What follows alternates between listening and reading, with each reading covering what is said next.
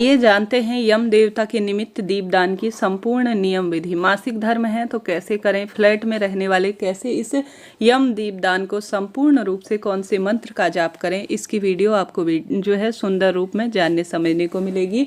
अंत तक आपसे अनुरोध है बने रहिएगा। कई प्रिय श्रोता आज जो है यम देवता के निमित्त दीपदान करते हैं। कई भक्तजन जो है यम द्वितीया के दिन या नरक चतुर्दशी के दिन दीपदान को महत्वता देते हैं। सभी की अपनी लोक मान्यता है। आप जो है धन त्रयोदशी अर्थात धनतेरस के दिन भी कर सकते हैं, बहुत उत्तम है। और मृत्यु के देवता यम देवता के निमित्त आप यम द्वितीया के दिन अर्थात भाई दूज के दिन भी दीपदान करते हैं तो शुभ ही है।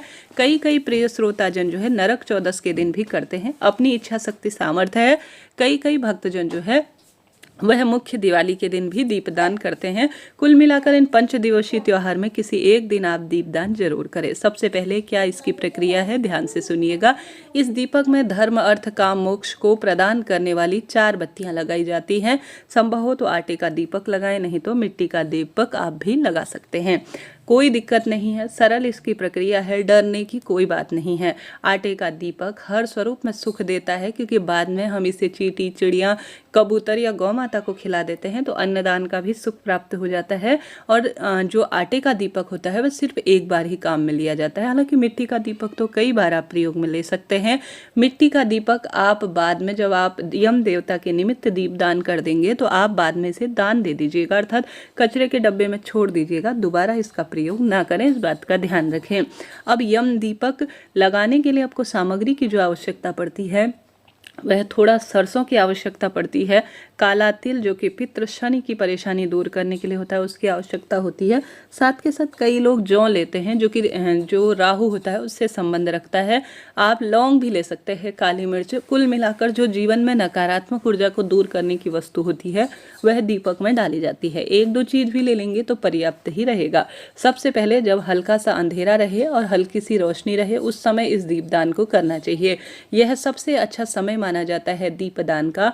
आज की बात करें तो आज जो दीपदान का सुंदर समय है वह 5:52 से 8:24 के आसपास रहने वाला है। इस समय दीपदान करते हैं तो अद्भुत सुखों की प्राप्ति होती है। तो आप अपने परिवार के साथ जो घर का सबसे मुख्य जो मुखिया है वही दीपदान करें तो उत्तम रहता है। 4 बत्तियां लगा लीजिए। घी का भी बना सकते हैं, तिल का तेल या सरसों के तेल को भी आप प्रयोग में ले सकते हैं, कोई दिक्कत की बात नहीं है। सबसे पहले इस दीपक को घर के सदस्यों का स्पर्श करा लीजिए ताकि उनके नाम से यह दीपदान हो जाए। उसके बाद घर के सदस्यों से 1-2 रुपये उनकी इच्छा अनुसार आप ले लीजिएगा। बाद में आप इस दीपक में रखेंगे तो बाद में उन्हें आप दान दे देंगे तो उन सिक्कों को, तो इससे आपको जो है दीपदान और जो है धन दान का फल मिल जाएगा। तो आप सभी इस दीपक को ले जाकर प्रज्वलित घर के अंदर नहीं करना है, इस बात का ध्यान रखना है। या तो इस दीपक को चौराहे पर प्रज्वलित कर लीजिए या जो आपके घर का दरवाजा है, किराएदार जो है किराए से रहते हैं वह भी अपने घर के दरवाजे के अंदर की तरफ नहीं सीधे बाहर की तरफ प्रज्वलित करें। स्थिति ऐसी है कि बाहर की तरफ नहीं प्रज्वलित कर सकते तो ऐसी स्थिति में आप घर के अंदर जो दरवाजा है, घर के अंदर नहीं, इस बात का ध्यान रखें। न घर के मंदिर में, घर के दरवाजे पर जो मुख्य दरवाजा है वहां पर बाहर की तरफ इसे प्रज्वलित करना है। मासिक धर्म की जो दिक्कत होती है या सूतक पातक है तो आप किसी से कहकर भी इस दीपदान को करवा सकते हैं, कोई दिक्कत की बात नहीं है। महिला मासिक धर्म से हैं तो पुरुष जन भी इस दीपदान को कर सकते हैं। इस दीपदान को आपको करना है उससे पहले उस दीपक में रोली चंदन मोली अक्षत समर्पित कर दीजिए और बताशे या खिल जो भी आपके पास है इस दीपक में यम देवता के निमित्त भोग स्वरूप आप समर्पित करें। दीपक के नीचे थोड़ा गेहूं चावल या तिल का आसन देकर इस दीपक को प्रज्वलित कर लीजिए और थोड़ा कुछ सिक्के जो घर के सदस्यों के हाथ का स्पर्श कराकर आपने लिए हैं वह भी आप जो है दीपक के अंदर या बाहर रख देते हैं तो शुभ होता है।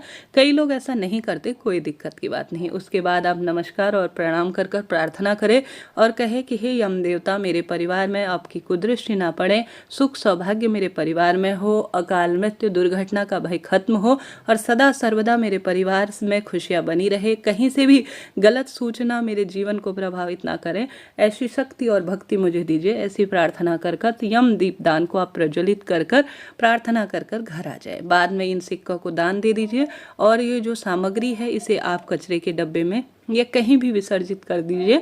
ठीक है जी, इस तरह से यह जानकारी थी। उपयोगी वीडियो रहा हो तो राधे राधे जरूर लिखें। कोई प्रश्न हो तो भी आप पूछ सकते हैं।